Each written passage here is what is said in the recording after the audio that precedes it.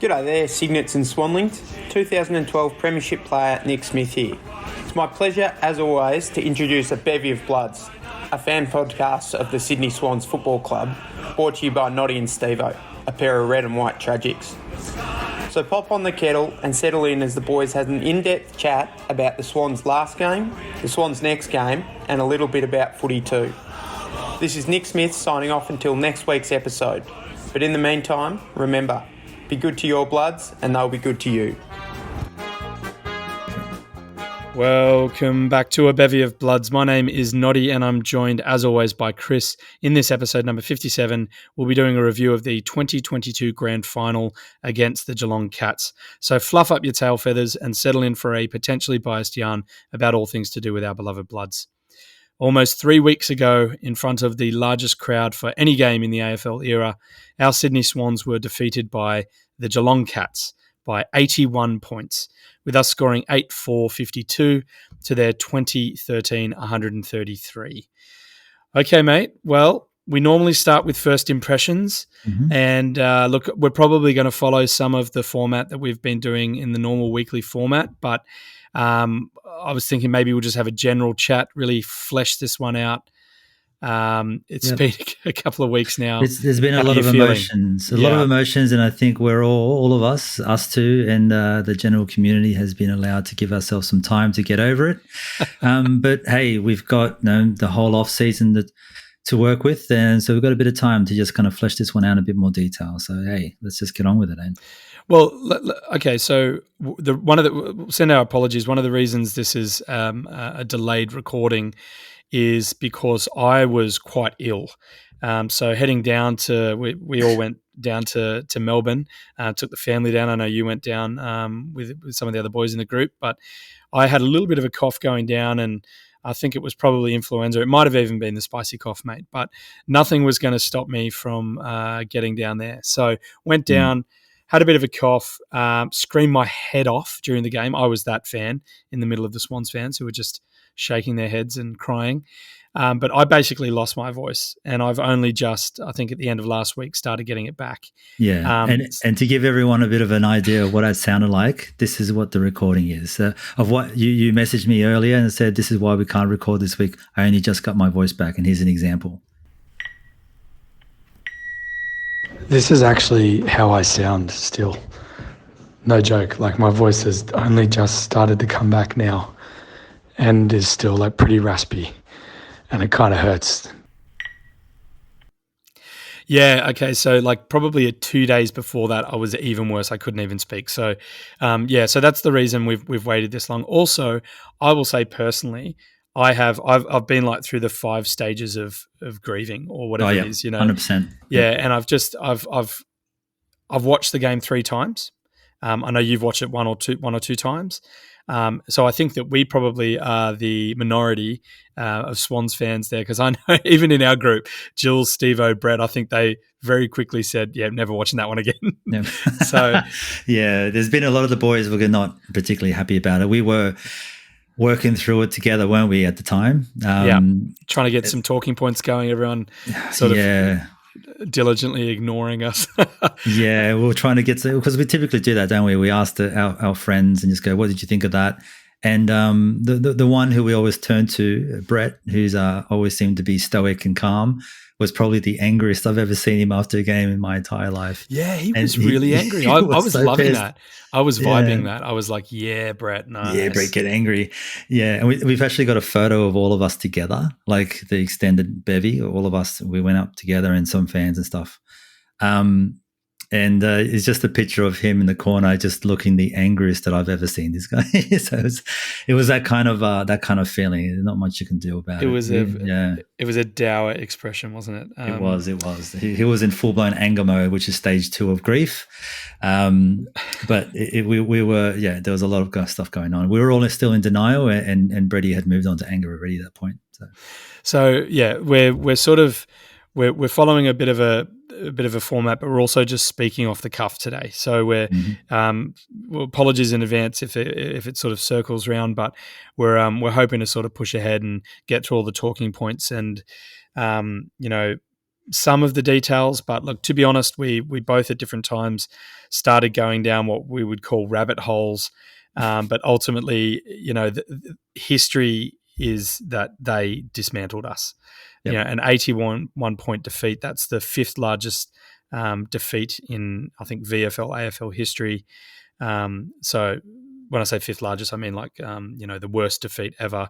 We were the fifth from that. So it's certainly, it's hard to be positive when you're completely demolished, but there certainly were some positives by the end of the game, and so even throughout the game. But it's harder to feel that as you're watching it when you're watching a horror show wreck like that. Yeah, and it felt like that at the time. Like we walked in there with I don't know. We basically all walked in there, and me personally, I'm not going to talk for a whole lot of other people, but me personally, I just wanted us to compete. I was more than happy for us to have lost that grand final. I was priming myself up for that, but I wanted to see a close scoreline, or at least a pretty decent scoreline where we kind of held our ground for a while there, knowing that how young our team is, knowing how dominant they arguably were going to be, and all the players that had and the experience that they had. And you pointed out earlier, Noddy, this was an inexperienced team versus an inexperienced team. And we didn't get that competitive nature out. We didn't even compete. It was only a couple of short moments in the game that we actually competed, and it looked like we had a bit of a fight back that ultimately was shut down by something or another. And we've got a few conspiracies that we can roll into. But yeah, it was just one of those really dour moments where I didn't know what to say. I just really, really walked away from that pretty upset with the way it went. But as you said, there is good talking points out of it. That Warner was unbelievable. He was probably the best player on the ground, but you're not going to give Denor Smith to him when his team lost by 81 points, right? So that's just smart. Yeah. And Rowie played really well. Foxy was unbelievable. Some of the young guys like Steele Stevens played a pretty good game considering so young and inexperienced on the big stage there. So there was a lot of good things to talk about, but the scoreline just ruins it for you, doesn't it? The scoreline just destroys it. Well, look, it's first quarter and third quarter. This is the game. I mean, everyone knows third quarter. It's the premiership quarter, quote unquote. But for us on that day, it's first quarter and third quarter. If we could have those quarters back again, it would have been what we were hoping for. And I fully agree. I remember we were all talking about this, having beers, we're saying we just want a close game. I think that's all you can hope for. You just want effort, and I think while some gave effort, some didn't give as much as they probably would want to have given. But, and we made mistakes. We have to acknowledge that. We made mistakes that led to goals. But, I think that in the first quarter and third quarter, really, it was tough. It's tough. I mean, we're losing by 6-7 goals a quarter in those quarters, and it was an even contest in the second and fourth. We lost by one. Where are they? I'll use my scorecard that I diligently fill in every week and seldom refer to. But here we go. 6 goals, 5-1 zip in the first quarter. Okay, so we lost by 35 or whatever it was. Yeah, whatever the margin was there. This hasn't updated, annoyingly. What you just said there, I think it was 38 or whatever it was. Yeah, 38. And then in the second, we lost by 1. In the third, it was the same thing, I think 36. And in the fourth, we lost by 7. So, it was an even contest in the even numbered quarters. It was an even state contest of affairs in the odd quarters. Okay, it was our biggest loss of the year.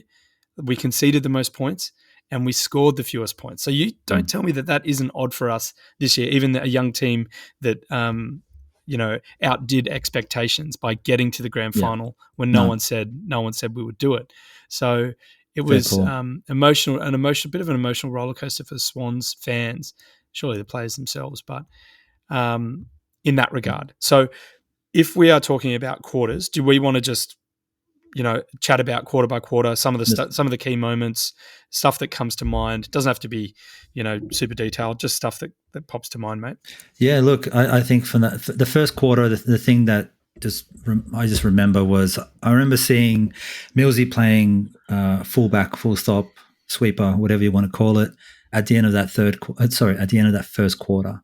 About 3 minutes ago, he was lined up on that goal square, and I was like, "Oh no, this is not a great sign. This is a sign where just like we have no answers. Go back there and just do what you can to just somewhat slow down the momentum that they've got." And I remember seeing that. I'm like, this is a really, really bad sign, because all I recall really, the thing that comes to mind immediately every single time was, I remember maybe it was, I think it might have been Dill or someone on the wing, that their legs just didn't move.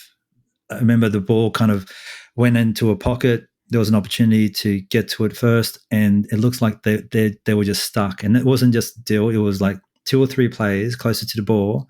The Cats were the first ones to react, and I knew at that point that our boys had just had the limelight on them, 100,000 people screaming at them, and the whole weight of that just seemed to have come down on them at that moment. And I was like, this is not great. Like, this is really, really concerning, because our boys aren't even moving their legs, and they are typically quicker. They run further, they run harder, they run longer throughout the game, and they are stuck to the ground. And those are 2 big moments that I saw in that first quarter would maybe really think we're in a bit of trouble here. So, yeah, what do you think? What do you comes to mind? Here are mine. Yeah. I think it's 5. Okay, the first one is a combo, and it's getting off on the wrong foot in the very literal sense. We go 10 minutes. It's fairly it's tight. It's competitive, but the first goal scored about halfway through the first quarter, and it's Hawkins doing what he does every single week, single week, and we know it's coming, and we've done the homework, and then it's just about execution and effort. And it wasn't there. And this isn't throwing Hickey under the bus, because it's a 2-man job, when really, like, Hawkins is a massive unit, right? And he knows exactly how to win a ruck contest in the forward 50 and score a goal from it. Yep. So, you could probably go, okay, we'll give you the first one, Hick, but the second one, very, very frustrating. So they're 2. That's the worst way to start a game, right? Yeah, and on that point, we even spoke about it in the preview, and I do vividly recall in round 2 when we last played them, Hickey actually had his number, and I actively remember seeing Hickey up against him, knowing how good he is in ruck contests, and he manages to score a few. Off the back of that, he scored bloody 2 of us, right, back to back, as you're mentioning there. And I do recall Hickey actually being dominant over him in that second round. So to see him just throw Hickey away twice consecutively to score those goals, as you mentioned, that was brutal. But I mean, stuff. Yeah, look, the first goal, so he gets flicked away, but then Tommy McCartan comes in, and it almost gets a smother on it, but the angle of the kick and the positioning of Hawkins, it just sneaks kind of around him, and it's a wonderful first goal for them. And then the second time, unfortunately, we didn't really. It looked like a bit of a breakdown in communication. I think Goulden and Blakey were thereabouts, but they were obviously. I think Hickey. Hickey is obviously on Hawkins, but I think that Tommy was the one that was meant to have. Have that second go at him. And I think there must have been a breakdown communication, and then Blakey's looking at Goulden, and everyone's sort of shaking their hands. So, I don't know, not a great way to start. So that's my first point. Second point, and there's going to be about 2 or 3 bugbears in this one. Calling Jake Lloyd for incorrect disposal, throwing the ball, not under pressure. The umpire was behind his back, probably about 30 or 40 meters away. No replay. How did he make that call? Anyway, we didn't. It didn't lead to a goal, so that's fine. But it just set the tone, right? So that's my second one. Third is extremely frustrating. This is another combo. The 2 high contact calls. First, Goulden to Selwood. It shouldn't be the Ginnivan rule. It should be the Joel Selwood rule. And then Cam Guthrie as well, Rowie. And look, he hit him high, but you cannot tell me that both Selwood and Guthrie didn't, to an extent, drop their knee and lift their arms so that the tackler's arm hit the shoulder and go up into the head. Have a look at the replays. I charge you. Have a look at the replays and tell me that isn't they did the same action as what Ginnivan had been doing, and why they changed that rule. Okay, so that pissed me off big time. Right, the Selwood one doesn't result in a goal. It's sort of they push forward, but we nullify it. But the Guthrie, the row bottom on Guthrie, I think it was Brad Close scores a goal from like two and a half kicks from there. So there's that. And the biggest moment for me, mate, if I can just carry on, is the row bottom holding the ball with about 7 minutes to go. Okay, even to that point, it's 25-6. They've got to jump for those reasons we're talking about, those two early Hawkins goals, but we're still in the game. We're not winning. We're losing our contest. They're pressuring us very, very well, but we're in the game, right? We get a break. Papley handballs it to Rowie. Rowie launches. He doesn't see, and credit to Mark O'Connor, he put the afterburners on and got him. But he kicked that. He got a foot on the ball. I remember that. I actually was okay. So our seats for myself, Brett, and a couple of the boys were literally the very, very, very last seats at the MCG. Like we had our glasses of beer behind us on the windowsill. You know what I mean? We were the last seats. I saw him kick it.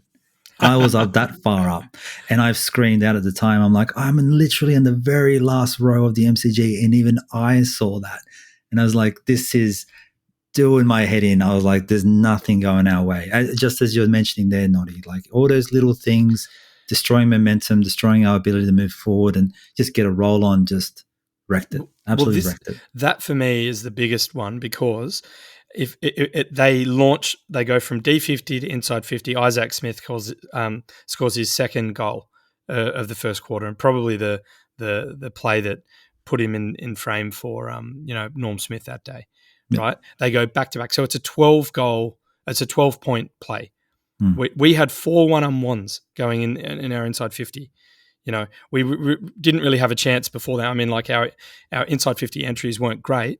I think we'd only had a couple. We had Wilbur early, Rampy miskicked to Buddy, that was infuriating. And then I think Blakey kicked one out on the 4, I think, 1 point. Juzzy, yeah, exactly. So it wasn't like it was it was easy work. It was very hard work for us to even get inside 50. But and that was met with a contest that was often nullified, with Henry on Buddy, De Koenig on Reed, and we'll get to Reed in a minute. That's its own podcast in itself. But it was just frustrating because we look ahead and we've got 4 1-on-1s, and that's our best scoring opportunity for the first quarter, and yet how was there not a replay? I don't get who was directing, because there was something was weird going on with that grand final. Like as you mentioned, you've watched it 3 times over. I've watched it the other time over, and I'm like, why are they not showing these really pivotal points? Yeah, like in any other game that you'd watched the entire year, you'd at least get one quick replay. It'll take a second, just like bang, this is what happened, bang, move on. Well, we watched the AFLW last weekend, and they had better replays in the grand final. What was going on? Whoever was the B grade people, and I'm not saying this like, I'm not conspiracizing this to be like, oh, they didn't want to show it to us, but I'm like, legitimately, it was a pretty poor showing of directorship or friggin' producing or whatever the hell's doing that. I think I am. I think this is my first conspiracy. A new conspiracy, and we'll get onto the second one much later. But as I said, watch the game. How are there not replays of I mean, every game, 9 games a weekend, you'll have close up replays. Yeah, and the biggest game of the year, and such a key point for us. And they don't. Okay, so I've watched the game on my large on the TV in the lounge room. I've watched it on my phone. I've watched it on my tablet, right? And the phone and the tablet, I've got the ability to pause at a better rate than the TV. The phone, especially so. And I just don't have. It doesn't. I can't get the pixels. I can't get the clarity. It pauses every time I get close to where he's dropped the ball to kick. It just looks like his foot has hit the ball. And then it launches 15 meters forward. Oh, there's no doubt at all that it hit his foot. Like I think everyone would say it does. So it's not so much of a call. It's not so much of a question of whether it did or not. It did. It was a missed call. Full stop. And that's what's frustrating. Well, that one hurt because if we had scored from that, it's 25-12 and the pressure's back on them because we're only 2 goals behind, right? Yep. Instead of that, they kick ahead, get another goal, and then they've put the margin out to 3 or 4 goals. Yeah. So, it's crushing. It's such a big moment for us. Yeah. And it was such a clear one. I think that's what really is frustrating. It was like that was obvious. And in the big game, especially at the moment when we're like, because at that point, and we'll touch on the second quarter in a second, but in that first quarter, that around that time, we started to see some movement. We're like, oh, look at that. We're kind of using the play. Some of the players are starting to get themselves in. Rowe is injecting himself. I think he was best in that first quarter.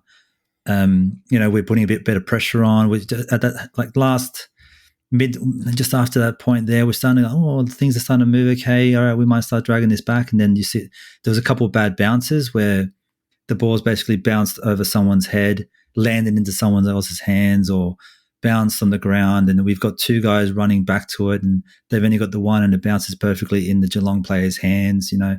And just a couple of those moments. We'll get okay. Well, let's do it. Okay, hang on. Let me finish this point. Come on. There's a couple of those little moments that just basically stopped all of our momentum. And now you're going to get into what we've deemed between us and the bevy, PSI gate.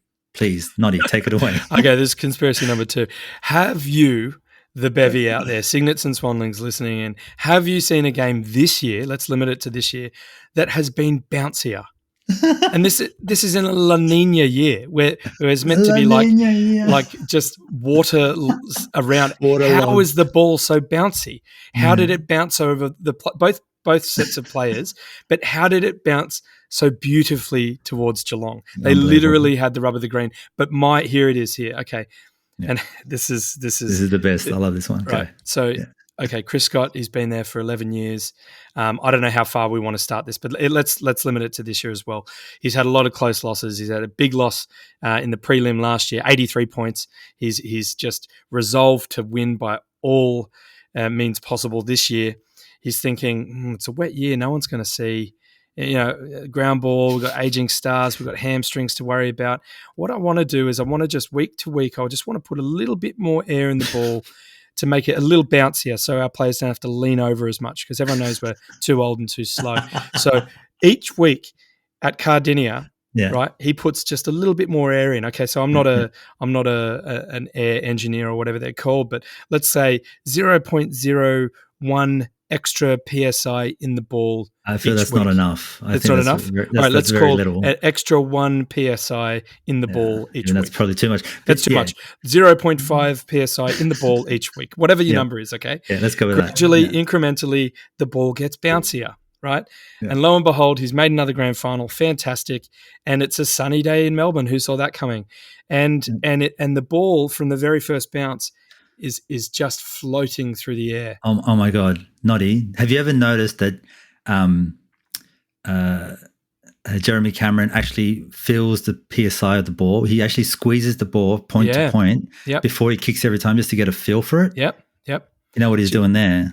He's making sure that that's a bouncy ball. He goes throughout the year. He goes, extra 13 PSI there. Yeah, that's about 13, so 12 the and a half. reason why this is a Geelong initiative is because when you look at and I challenge you Swans fans to watch the game, tell me you've seen a game where the ball didn't bounce as high, and when it did bounce, it bounced so perfectly cleanly to the Cats players.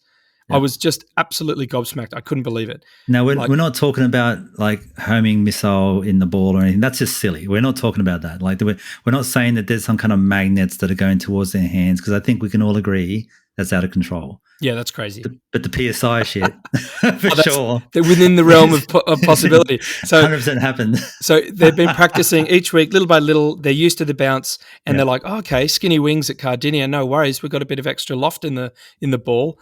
Yep. We'll come see you in September. Thank you very much. PSI gate. Okay, so that's conspiracy number 2. Conspiracy number 3. I don't know if it's an immediate segue because we've still got to get on to the other quarters. Well, let's talk about the second quarter then. Let's move on. That wraps up the first one. So the second quarter, I feel that we really started to give a good show of it. We started to look somewhat competitive, and I was quite excited. I was like, oh, here we go. Here's the comeback. And then every time we looked like we started to come back again, like the first quarter, a call didn't go our way, or a bad bounce, or just an ordinary mistake by one of our boys, or it didn't work. And then just slowed down the momentum every single time until basically the boys' heads were just down. And then all of our heads were down. And then just felt like that was the game at that point. What have you got, mate? Yeah, what was the conspiracy? Look, I think that this was, funnily enough, I thought that Geelong were very dominant in this quarter, but we were starting to play better, and it was an even contest. As we've said, we only lost that quarter by a point. They scored, how many goals? 1, 2, 3, and we scored, and I think I'm missing some here, Buddy got it behind. 1, 2, 3. So it's pretty even. Let's go to my scorecard. My brilliantly devised scorecard over here. Yep, the one that you never look at. Yep, the one. Yep. So, what do we got here? Second quarter, 3 goals 2 to 3 goals 3. Yeah. So,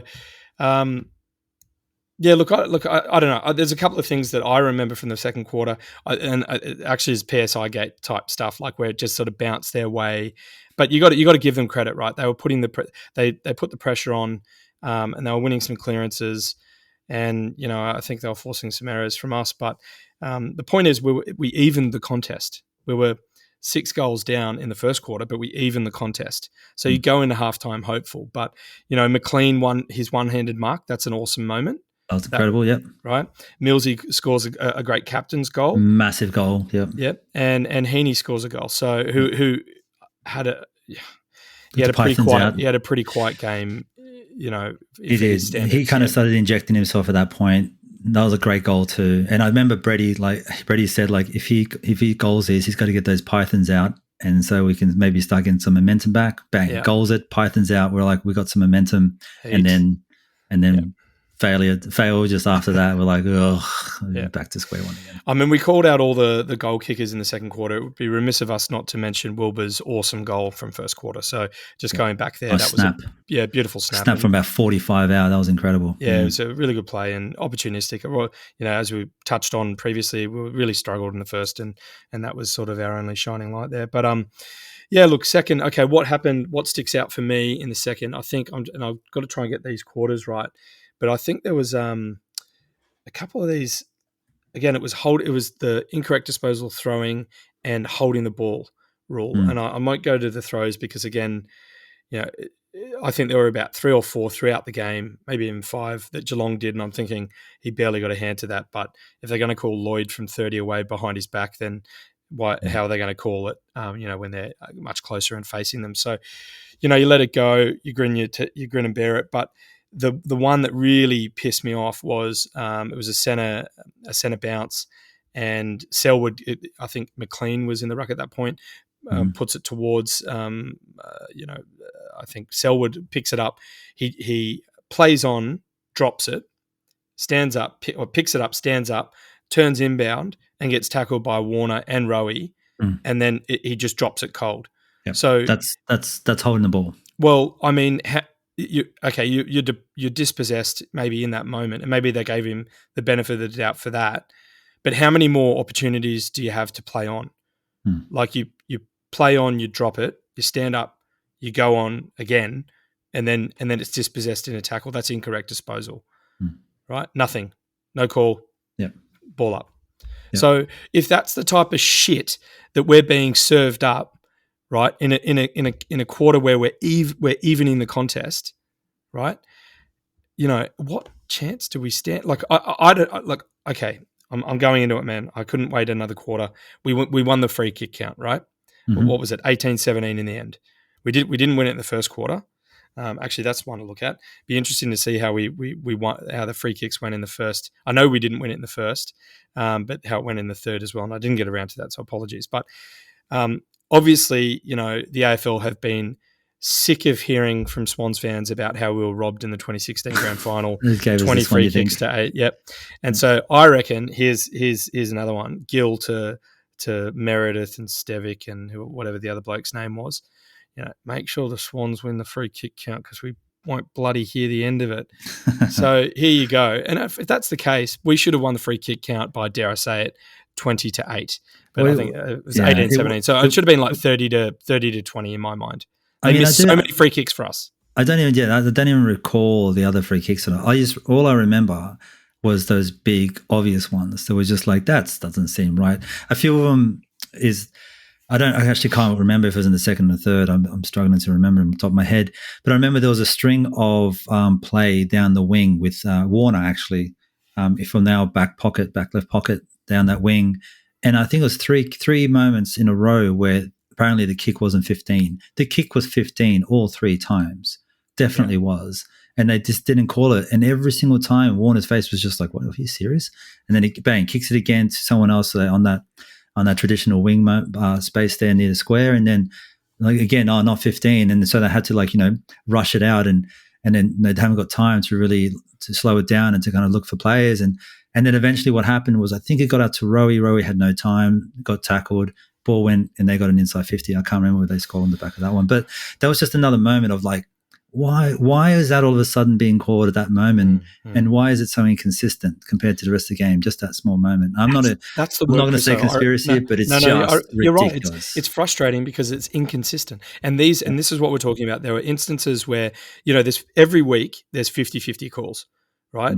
And when this is not what we're talking about. We're talking about 50-50 calls that were there or weren't there, reasonably, and that they led to goals. Or if they didn't lead to goals, it's the biggest game of the year. It's all about pressure and momentum, right? And there were so many examples that we've already spoken about. We haven't even got to third, fourth quarter yet, right? Where we had our momentum sapped one way or another. And I think if I were to speak for both of us, for everyone listening so far, if you've gotten through this madness so far, we're not suggesting that we should have won the game. No, because of these calls. That's not what we're suggesting. I'm definitely not suggesting that. I'm suggesting that we would have lost by 40. We still would have gone to convincingly beaten. But what I am suggesting is that those inconsistent calls were just brutal for the boys because they were trying, and it seemed like every time they started to get some momentum against a very, very, very good outfit, and they were starting to turn around in front of the big stage and starting to make something of it, it just seemed to have just flattened them, and then they had to start working it up again, starting to get the momentum again. So that's all I'm saying, and that it was just really tough for the boys. It was tough to watch them work so hard and get nothing for their effort. The logical and reasonable part of my brain agrees with you.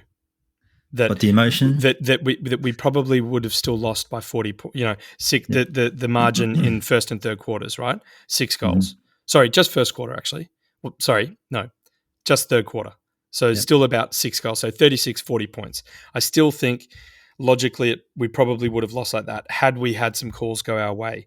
The emotional part of me says you never know. No, because I believe that. Yeah. Because the point that I'll make here is, and we've touched on it. You touched on it in the intro, and we can go through some of the numbers if we want to. But this is the most experienced team ever to play, and the most inexperienced team ever to play in the grand final. So you tell me that moments that sap energy and momentum don't have a bigger effect on an inexperienced team. And conversely, when you can feel the wind behind you and just filling your sails, as if that's not going to make you run harder as a player that's been there and done that for a decade. Yep. Right? Yep. So that's the flip side to that argument, I think. Yeah, I'm with you. I don't think we're ever going to win this one. You look at the first quarter, it was a bloodbath, right? We've touched on some of the moments that had they gone our way, things could have been different. Can we touch on another moment here? Yeah, go for it. Reedy comes off. Reedy. In that second. Reedy. Okay. Now listen, I want you on air to tell me that my reaction to teams was on the mark. I was gutted for Logan. And everyone else in the group going, no, it's structure, right? But the underlying point to that was that they've backed in Reed, and he hasn't made it. He barely made it through the first quarter. I thought they backed in. They put in McLean, right? That Reed was going to play if he was 60-40. They were going to put him on the field, and that's what ended up happening. And it was more like 70-30 in the end. But McLean is cover for Reed, so that makes you feel like they felt like Reed might not have made it through. But then they would have put McLean on the bench as the emergency. That's what I'm thinking. Anyway, but I hear what you're saying. You're right. You were I was definitely gutted. gutted for him. We were 9 in a row, and we hadn't changed the team for like maybe 6 or 7 of those 9 straight. Yeah. And okay, he wasn't setting the world on fire with goals, but he was playing a role. I'm talking about Logan here, Jumbo Jet, and he was dropped on the eve of the grand final. And how gutting, right? And then look what happened with our structure. Well, I don't think the structure was a problem, but I think it was. I think when Reed went off, right, we had nothing going forward. We struggled hard, right? And the reason that McLean was picked is because I think that they thought that Reed wasn't going to make it. So then you hear quotes from Longmire saying we made a mistake. Okay, that's fair enough. And it's, you got the doctors, you got everyone there going, you got the player, you're going to, you back yourself in, Yeah, you back and Reed's the had doctors, such a fantastic year. Yeah, back him in, but backfired, didn't it? Look, I think it happened. But to your point, what was the aftermath of it? Like, has there been damage to Logan's pride because of this? Like, is this going to have after effects? Potentially. I suggest he's signed on for another couple of years, so these 2 years we think are safe. But he does, and what's the long-term effect? The inside word is that his dad is absolutely livid because obviously they've signed up over here in Sydney, away from home, with the expectation that everyone agrees how good he is, and they're looking to develop him really well with a great apprenticeship on the buddy, blah blah blah. Every opportunity to get as much limelight and get as much exposure to all the big parts about AFL.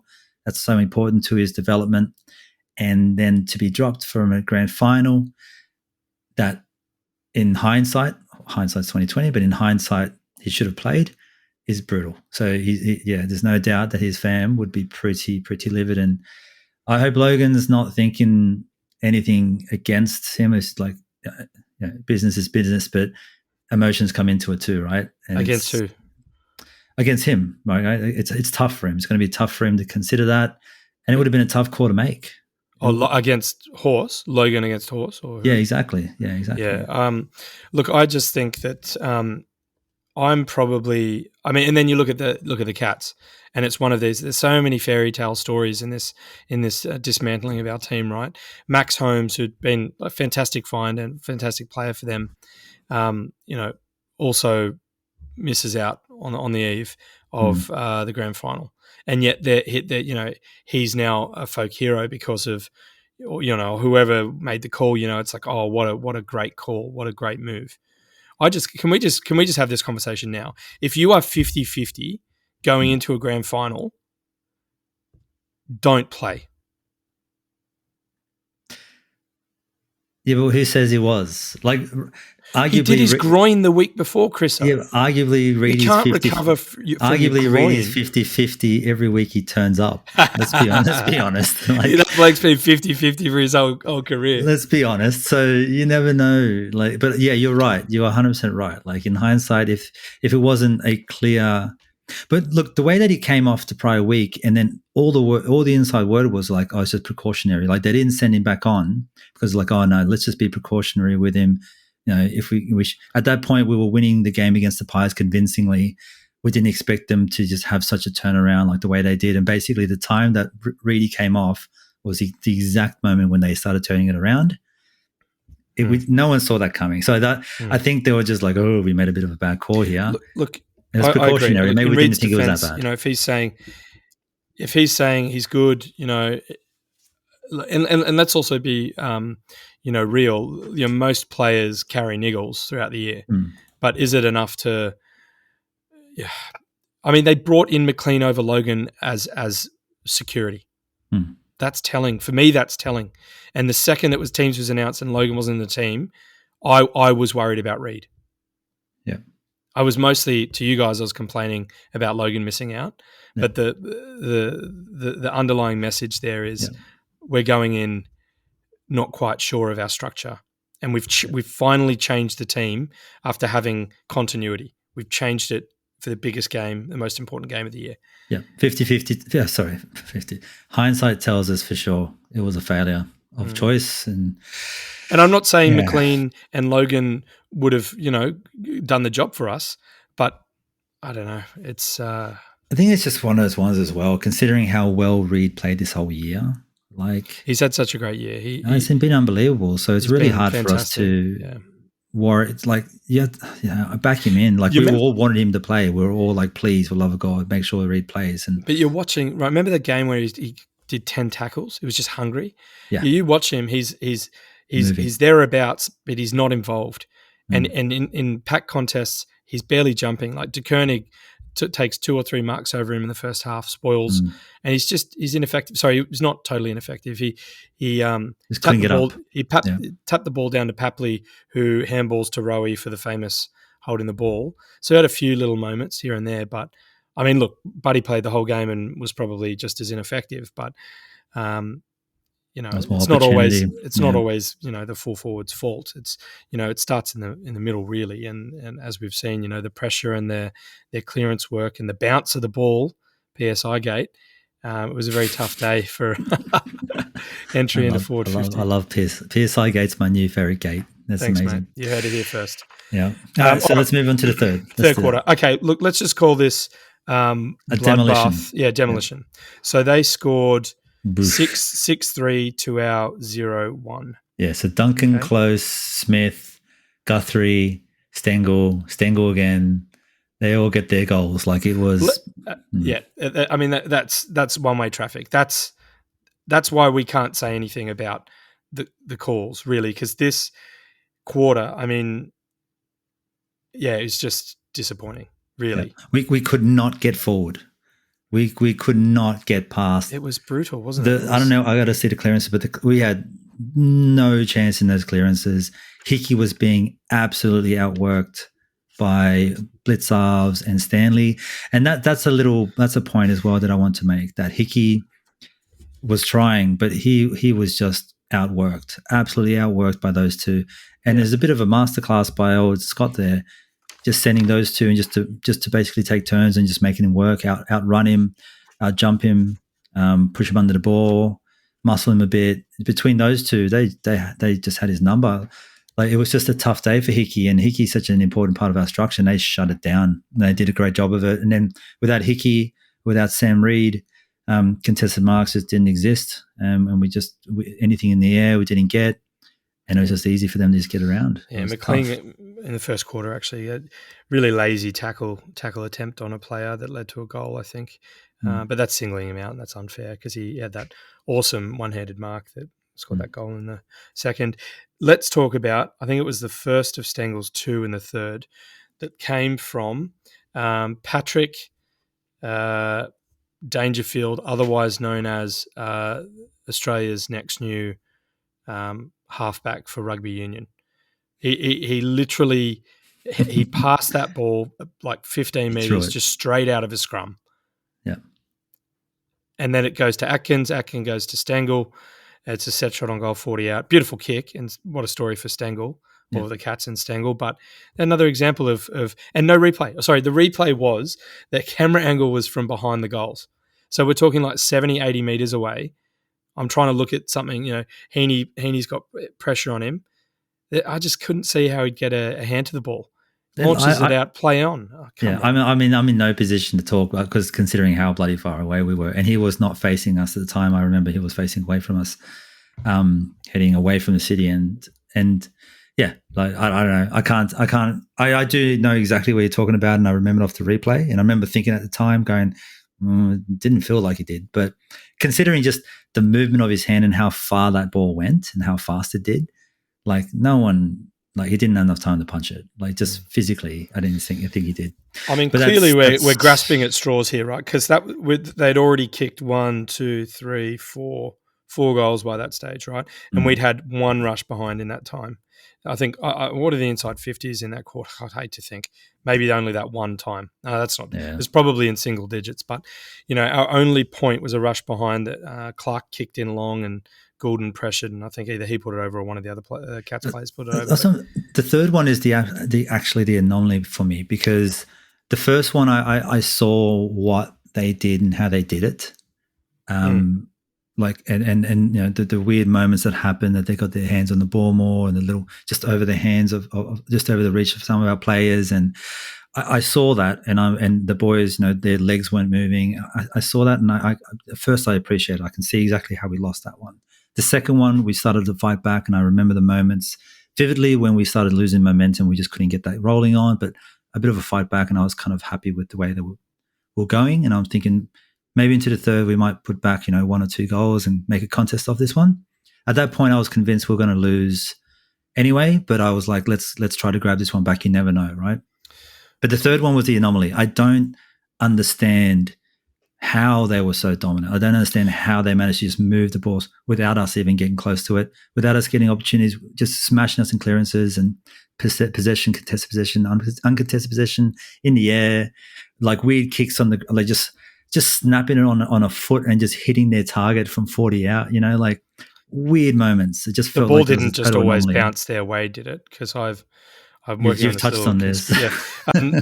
So, okay, like the first quarter, we give up 2 goals, okay? And they, you know, first quarter, Tom Hickey, you know, with a bit of help or lack of help around him. And third quarter, Tommy McCartan, he had that holding the ball, and that was Duncan, I believe. And then there was another moment, I think it was just a bit of a clanger, gets turned over, and then it's Close gets his second. So we give him the jump start there, right? Just like the first quarter, they get the two goals from our mistakes, right? If you take those 2 mistakes out from the first quarter and the third quarter, it's only 4 goals each quarter, and that's manageable. You can kick 2-3 goals in 3 minutes, and not the way we were playing, not the way the ball was bouncing, but theoretically you can. But when it's a 6-point quarter, in first and third, they're the hard ones to come back from. And we've given them 2 free goals in both of those quarters. And they've just run with it. You know, they had good conversion. You know, they pretty much every time they would go in, they were scoring. I don't know. It was that was a tough third quarter. That was the moment when the 4 of us just looked at each other and we're like, let's go get beers. And we all went down, got 4 beers each, and we're like, let's just start drinking, because I'm like, let's start on this journey through grief. At that point, we're in denial, and we were like, let's just drink ourselves into anger, because it's just not going to happen. That was a tough one. Do you want to move on to the fourth? Because I've got a thing here on the AFL app. Okay. I'll read it. It's kind of, I think it's what happened. So this is in about 20 minutes into the third quarter, and kudos to the timeline there, because you got a lot of good info there. After dominating from the stoppages in the first half, the Cats have reverted back to their traditional game style by being ruthless in converting their intercept possessions into scores in the third term. They've outscored the Swans 5 goals, 31-0, their 4th best differential margin from this source in any quarter this season. So that was one of their best quarters in the whole year. Right, so this is it. They're forcing intercepts, forcing turnovers, right, and that's off the back of pressure, both real and perceived. Giving them a start like that, coming out of the blocks and giving them 2 free goals, and this is not a knock on Tommy McCartan. He's one of my favourite players, and I think he actually tried his heart out.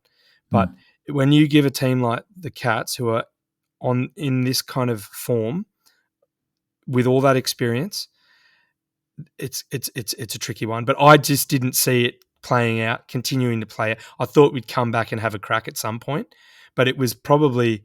I'm just going to say it. I'm not even going to look. I know we keep a thing for each quarter, every quarter of the year. This is our worst quarter of the year. This just is in the way we play. Even I think in points, in the way we played, in the complete domination. Like, this was the worst quarter of our year. I actively always remember seeing someone in their half forward loose, always permanently loose, and that might be because we were rolling back, and like we were just trying to get pressure wherever the ball was, and they always managed to get someone loose. But that's part of the reason why Isaac Smith just managed to just dominate that game and get that Norm Smith. He just got loose every single time. He was always hanging around. There was no one around him. It seemed like he just snuck his way out there and managed to get it done. It was a tough one. That was just when we had no answers back. We really had no answers. We have a game style. We're known for accuracy, kicking, efficiency, launches from D50, Hmm. all these things that the Cats themselves are pretty good at, but they totally just took that away from us. Like, Yep. Their efficiency increased as ours decreased. We're missing targets that we know. Like Blakey, such a good kick of the ball. How many kicks, and not just the third, but like throughout the game, where he was just off the mark. Shocker. Yeah, and he was definitely one of those players that just was not enjoying the crowd. He was really under pressure. I think maybe this conspiracy number. What are we up to so far? 4?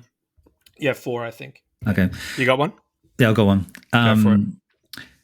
The coin toss going in the direction where we were heading towards our away from the city end, heading towards our members. That I think did an absolute number on the back line, Tommy Carden in particular. I don't know. I wasn't there, but I can't imagine the Geelong fans not being hostile.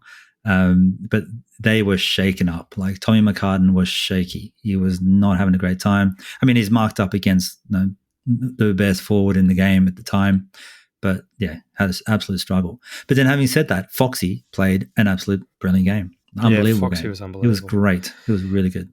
Third quarter, you have to take your hat off to Paddy Dangerfield. He had a pretty amazing quarter. I mean, he had a very good game throughout.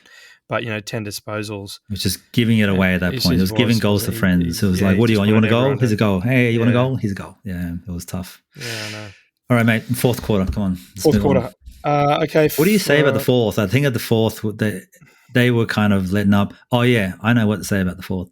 Joel Selwood's goal was superb. It check side, spun in, incredible goal. He starts crying. The fans next to us start crying. They're obviously Geelong fans. We start crying because we're Swans fans, and that was an emotional time. And that was an amazing time. We're going to win the game. Bloody hell! Let's get some poetry out there and make sure that he enjoys it. So good on him. But that was the main thing I remember from that. Oh, Papley's goal, that was nice. There's a couple of moments there that we started to come back, but I think at that point they took the pressure off. They took the gas off, and yeah, we had a couple of moments there.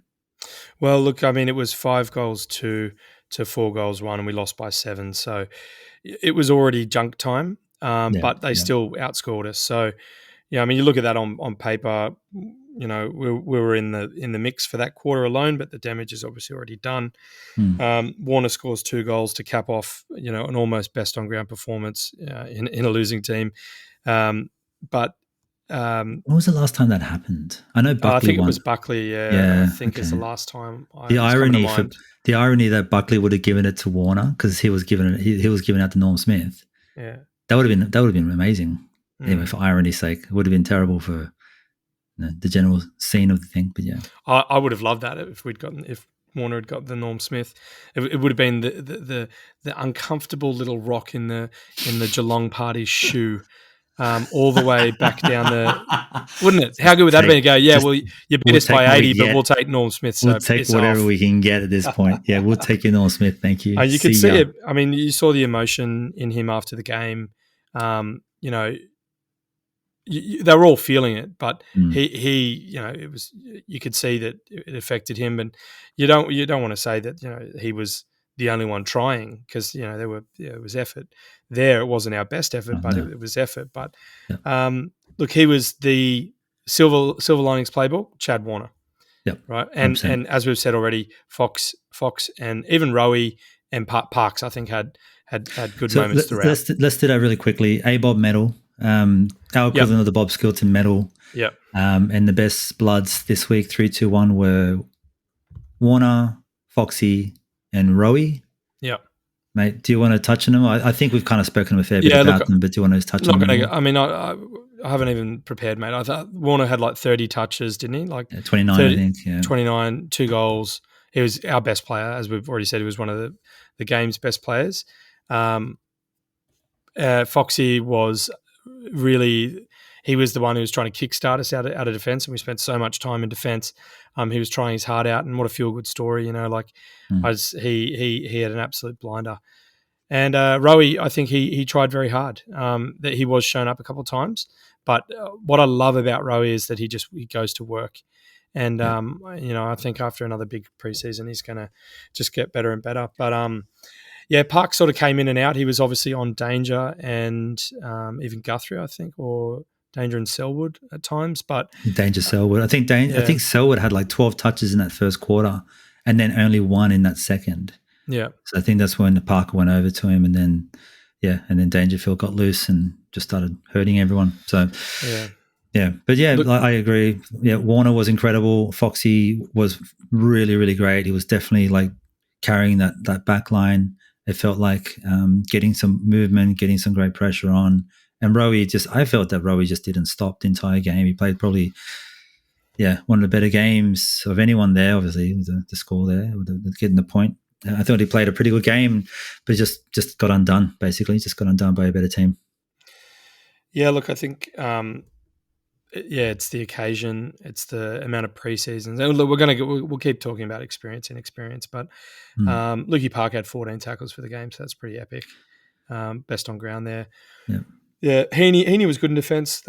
And then had that one goal, but otherwise pretty quiet. Warner 6 tackles, Rowie 6 tackles. So yeah, there you go. And then apologies, we haven't done our normal detailed breakdown of their numbers, but nice. We're hurting. We're hurting. just like you. Yeah. The pub test is pretty clear. I think these were our best players on the day, and it was pretty clear. Yeah. Okay, mate. We've got some hot topics here. We've already touched on some of them. I probably don't need to go through Sammy Reid again. Paddy McCartan's goal, that was a good one. I love that. Was that in the fourth, I think? Fourth, already game over. And I understand that the plan is for him to see more forward minutes again for next year. Who said that? I heard this on the grapevine, and I am not happy about it for a couple of reasons. One is the concussion thing. He's able to sit behind the ball as a defender, so he's less likely to get cop those hits. Yeah. But nonetheless, he's obviously a very, very talented dude, and he showed it by going up forward and kicking a goal for us. So, hey, but just to see him come back, first year back after all of the stuff that happens, and then to go into a grand final with his brother and then kick a goal, mate, there's a lot of good storylines on there. It would have been fantastic if the scoreline was only, we lost by 20 instead of 80, but nonetheless a good storyline. Yeah, definitely. I think we'll probably persist with him in defence. I genuinely hope so. I really hope so, actually. Yeah. I think we've got enough up front, and obviously, news is we've got Aaron Francis. So we're going to do a summary of the trade and draft period after the draft period's finished. We're not going to keep – these won't be live, but, we'll make comment on it now because it is happening. But, with the acquisition of Francis, it's going to provide – swing depth there, so we've got some options. I'd rather keep Paddy up back, but we'll see how we go. You say this point here, mate. That's a very good point. I'd forgotten about that. Dane Rampy had the unfortunate task of being the captain that speaks as the losing side of the grand final. It's brutal thing this had to do. So good on him for putting his hand up. And Rampy always seems to have to say the right things, right? And he gave Joel Selwood what I can only say that a proper and appropriate amount of congratulation and acknowledgement of how good he is. I think he said something along the lines of, "You're an absolute you have to pinch yourself when you're playing with giants, and you're an absolute giant here." Yeah. And that is true. Like we joke about Selwood getting his head smashed in every day, ducking into tackles as much as he does, but there is absolutely no doubt at all that he's an incredible player, great leader. From all accounts, a really lovely, lovely guy. So, deserves all of that. And Rampy made sure that he put him on the big stage and said the nicest things for him. So that was really classy of Rampy. So I was happy about that. That showed really good Bloods culture in my eyes. That was what I expected to see. Yeah, definitely. So, okay, what else have we got here? I'll point out quickly that the Cats fans, as a general sense, were classy as hell. Yeah, look, right? I got no beef with Geelong. I mean, I hate all the sycophantic idolizing of their culture at the moment.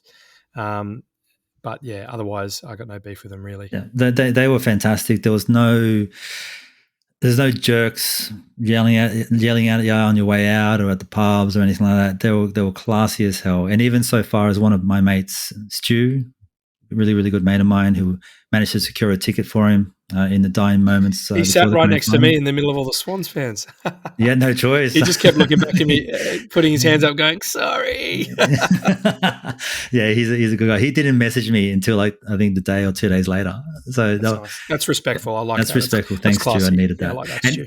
And if anyone out there has seen the sign that was on social media running around at the time, where someone had, instead of the Geelong sign heading into Geelong on the highway, there's a Geelong sign. He actually went out there and went to Officeworks and made a Geelong sign.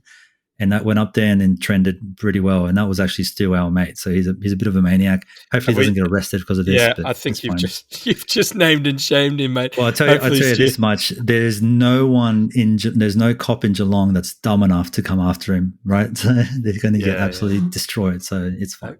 That Bob Hawke quote comes to mind there. Anyone that arrests anyone making a Is sign in favour of Geelong is a bum. Yeah. Hey, mate. Obviously, we missed the amazing, Robbie Williams pre-show. We probably should have mentioned that at the beginning. That was amazing. That was incredible. Yeah. No, mate, it was so good. And we were just singing the rest of the night, weren't we? Singing. What was that song that we were singing the whole time? Angels or something. Anyway. Yeah, he was great. That's going to be a new episode. I've got Harps texting me because we were in the pub afterwards in the city, and we're just singing lots of different songs, and we're trying to find a song to sing for each player. You gotta feel real love. Whatever that song was. Yeah. Okay, that's the one. You definitely nailed that. Let's go back to the game. I just want to round out. We've got to talk about the positives here, right? Yep. And this is going to come back to the experience versus inexperience, the having lost to be able to win, all that sort of stuff, right? Mm-hmm.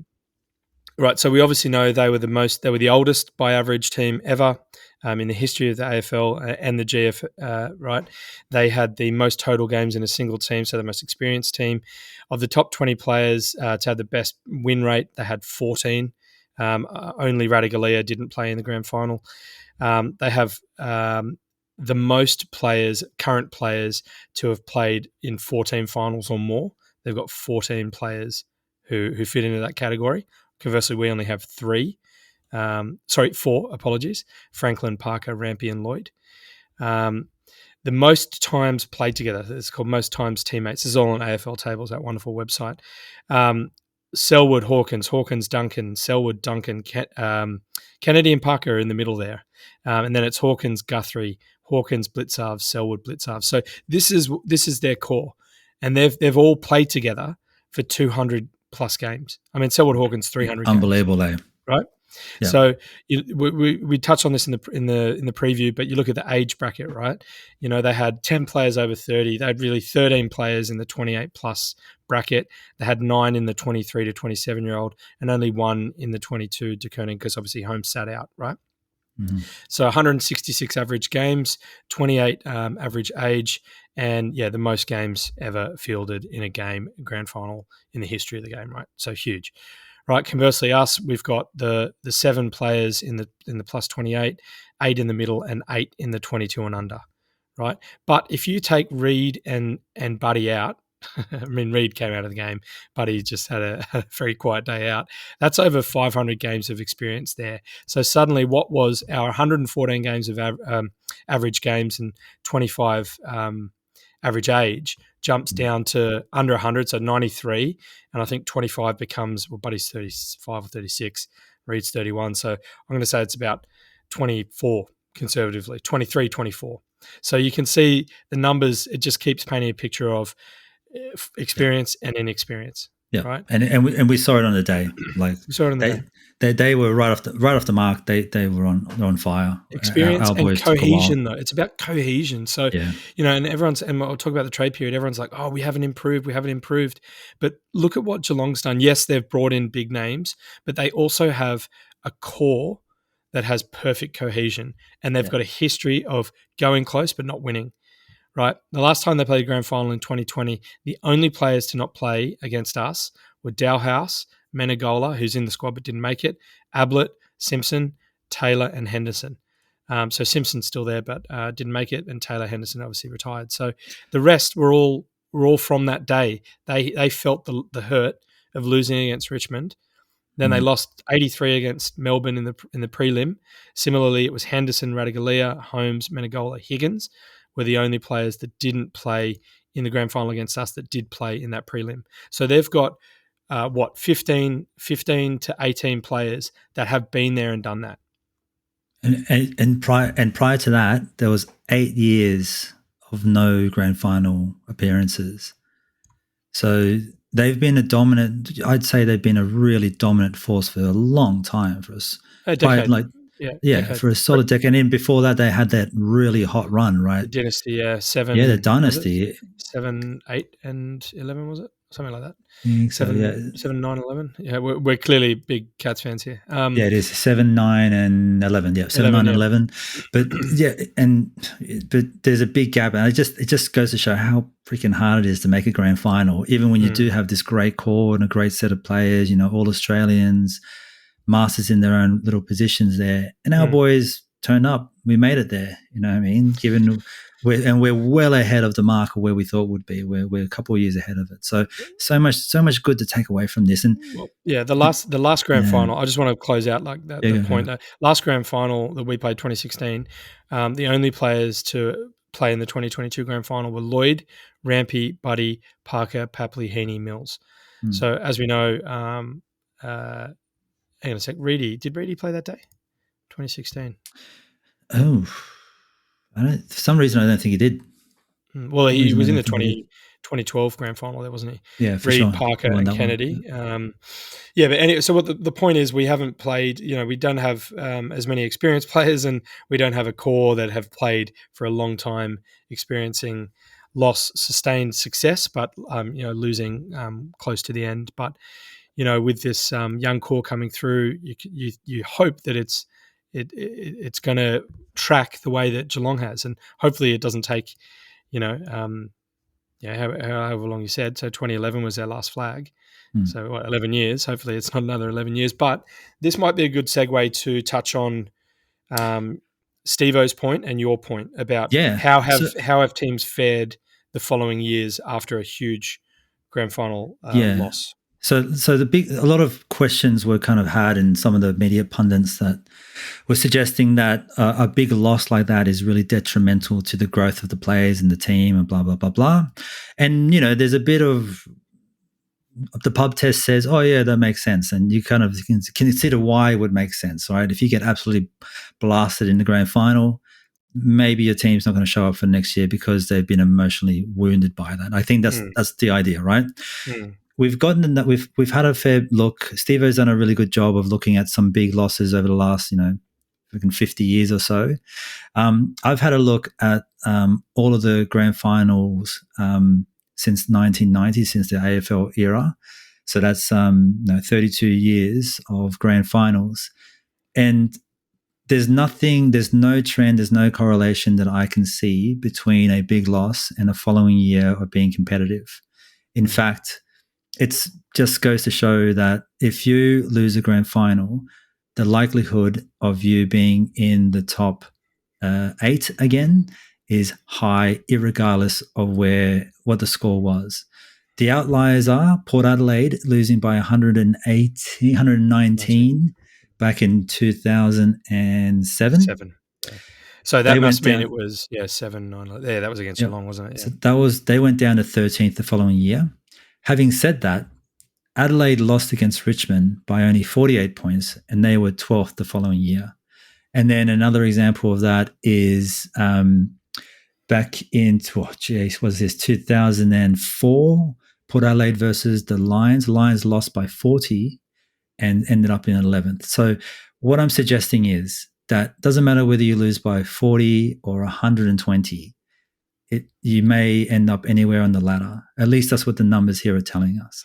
In fact, you're more likely to be in the top 6 over anything else anyway. So I think that's really interesting, that the immediate bounce back, having a think about that. But obviously the way that we're structuring up with our list, it's retaining this young core. to go deep over the next prolonged period. So this is what Steve-O's looked at. He's looking at your 3 to 5 year window after a big loss. So he's looked at 60 points at 60 point plus losses, and this goes back to, as you said, 1946, but it's not annually. It's here and there. Basically, it starts with Port's 119 point loss all the way down to Melbourne's 60 point loss in 2000. So, and as we touched on earlier, we are the fifth from the top there with the 81 point loss against the Cats. So the next grand final, let's have a look at this. So 1, 2, 3, 4, 5, 6, 7. So this is a grand final within 3 years. They've been in that amount of time, and we're talking 1, 2, 3, 4, 5, 6, 7, 8, 9, 10, 12, 13, 14, 15, 16. There's 16 instances of teams losing by 60 points or more in grand finals, like ever. And so of that, 1, 2, 3, 4, 5, 6, 7, 8 were in the grand final the following within the next 3 years of that demolition. And then of those, 1, 2, 3, 4, 5 won a flag within the next 5 years. Yep. So in conclusion, Swans fans, don't be alarmed.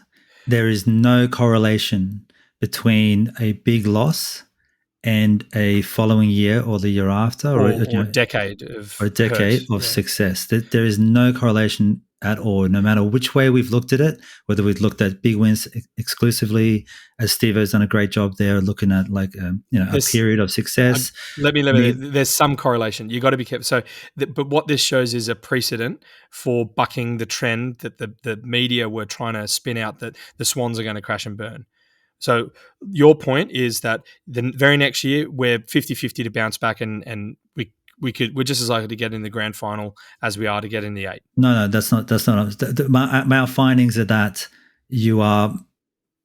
grand finals are hard to go into, full stop, right? That's right. Just because you're in the top 4 doesn't secure your grand final. Even top 2 doesn't secure a grand final, right?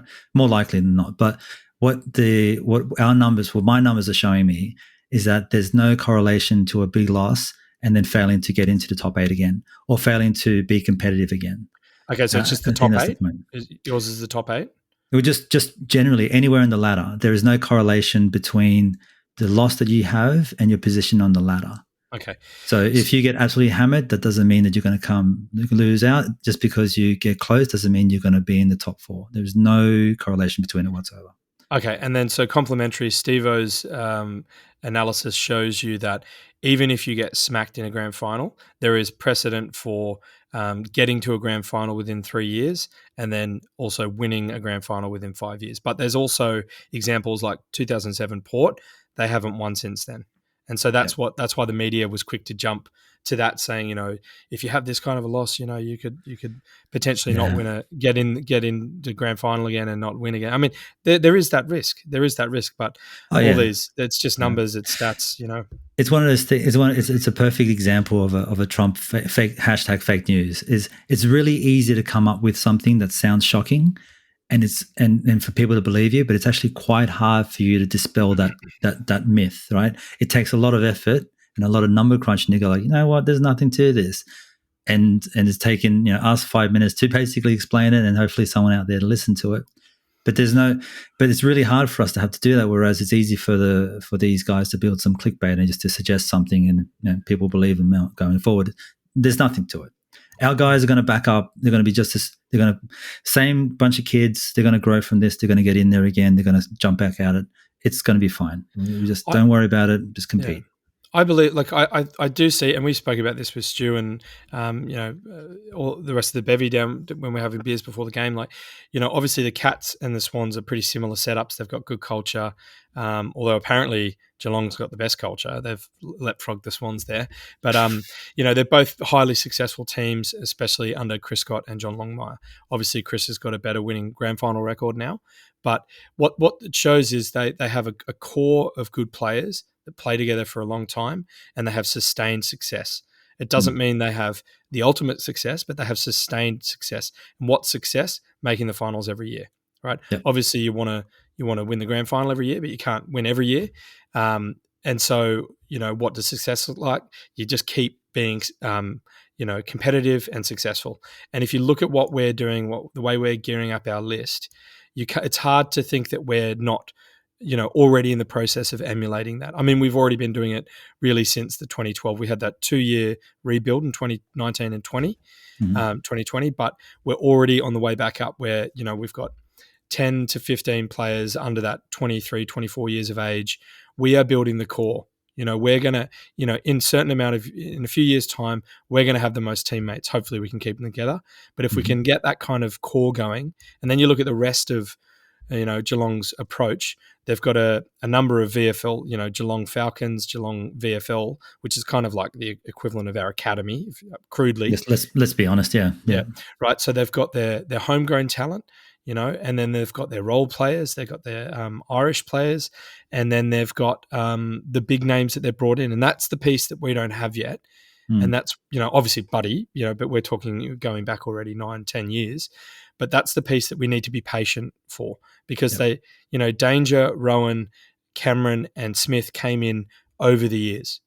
They finished the gravy with these players, right? Yeah, especially guys like a Cameron. Who saw that coming? Bloody hell, yeah. But I think that we can do that. Being optimistic. I'm being glass half full here, and I think that's what the numbers that we found, both your side and Steve-O's, shows. Yep. We can be hopeful for the future. Yeah, we can feel the hurt right now, but the way that we're headed, I think that we shouldn't. It's not doom and gloom. Yeah, just like our friend Zane Red and White says, keep calm and trust in Beatson. Just relax. There's some big names out there. There's some talent to be had. We feel we've got the players now. Our forward line looks potentially a little bit 50-50, but you never know how we can turn that around and see how Logan starts to take off next year, hopefully. So a lot of good in there anyway. So, yeah, very look, at the end of the day, the general community vibes out there in Swans social media world has been quite positive, very, very positive. Everyone's very accepting that it's a very young team with a lot of promise. We weren't expected to be at that grand final. We definitely didn't have it on our bingo card for this year. But to see us in it was unbelievable, and we got just convincingly beaten by a very, very experienced team. Just as you were saying there, Noddy, in a fantastic summary, a very well put together team with gravy over all of it. That was the most amount of gravy I've seen on any Sunday roast. How did they afford that much gravy? Who knows? Well, is that a topic for another podcast? That's conspiracy number 5. That's for the next podcast. I lost count. Eerie omen. We lost the free kick count in 2016, 20-8. We lost the goal count 20-8 this year. So there you go. Nice, I don't know if there's any. Hey, do you remember that quote that Jules gave us in the direct aftermath of the? Yeah, I was thinking maybe we could play that as well. Go for it, yeah. Man in the arena, Theodore Roosevelt. It is not the critic who counts, not the man who points out how the strong man stumbles, or where the doer of deeds could have done them better. The credit belongs to the man who is actually in the arena, whose face is marred by dust and sweat and blood, who strives valiantly, who errs, who comes short again and again, because there is no effort without error and shortcoming. But who does actually strive to do the deeds? Who knows great enthusiasms, the great devotions?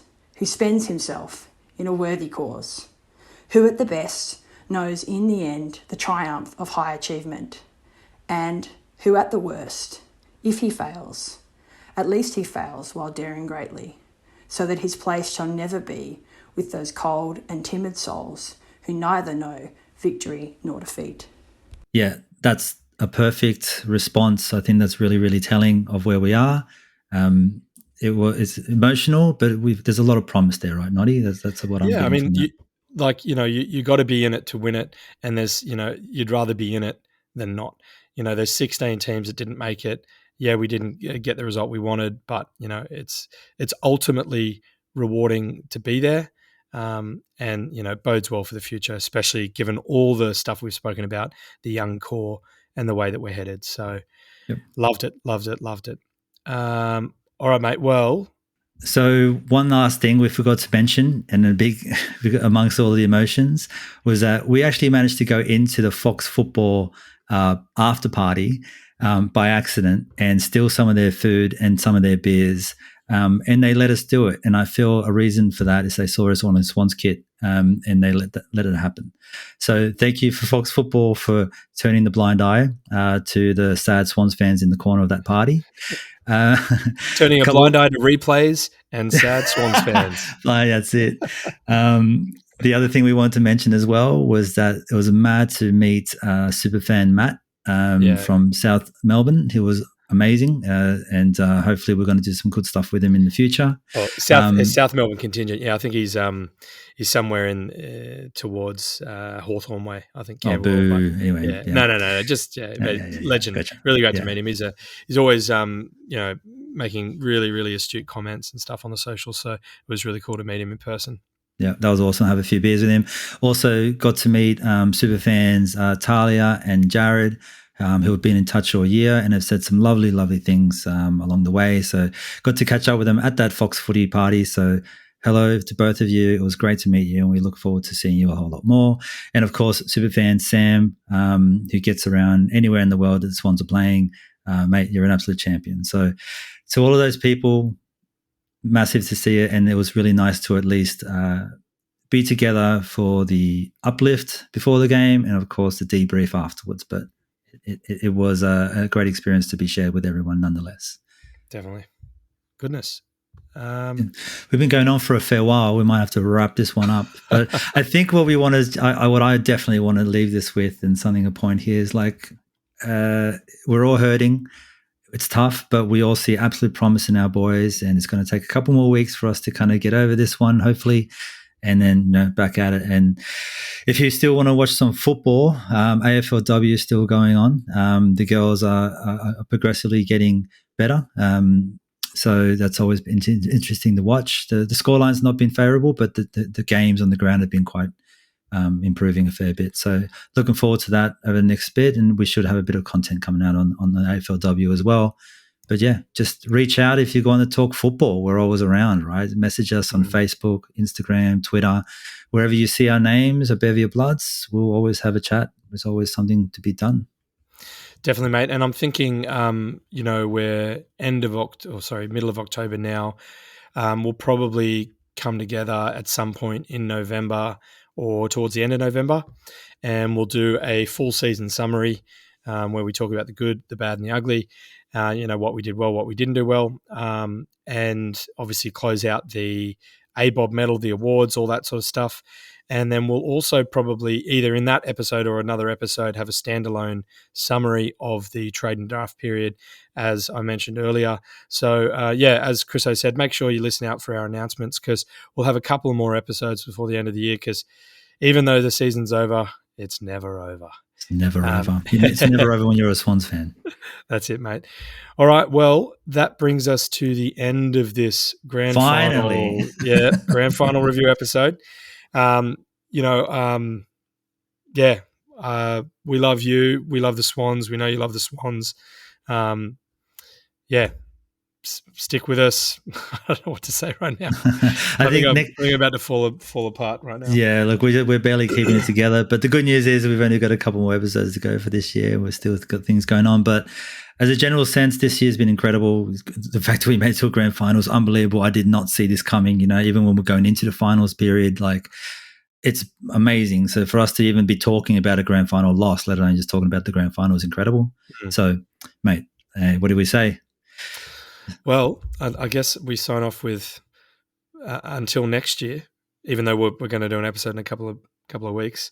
I want to finish with Up the Bloods and Kanye Swannies, because even though we lost, I want to say it. Do it. I mean, it's worth it, right? Yeah. Up the Bloods and Kanye Swannies.